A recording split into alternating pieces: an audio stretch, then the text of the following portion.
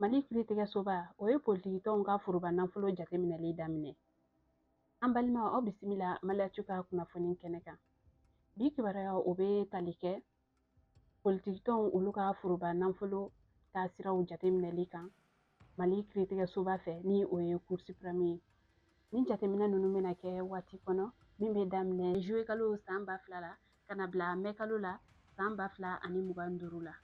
Hali ni o y'a sɔrɔ politigitɔnw olu cilen don an bɛ waati min na i ko sisan.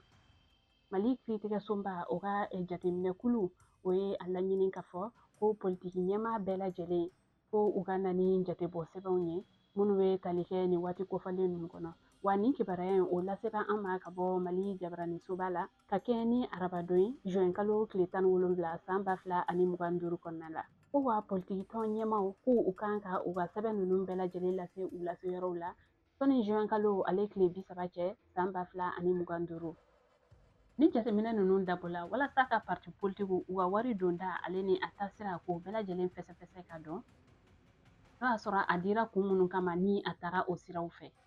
Sɔnni politigitɔn ninnu cili cɛ sariya sɛbɛn dɔ tun bɛ Mali kɔnɔ mun tun bɛ a yɛrɛ ka fɔ ko dɛmɛ dɔw kan ka lase politigitɔnw ma. O dɛmɛ ninnu tun bɛ taa foroba nafolo la. Wa o dɛmɛ ninnu tun ɲɛsilen don politigitɔnw olu sinsinni ma kɛrɛnkɛrɛnnenya la ka u labɛn kalataw waatiw la.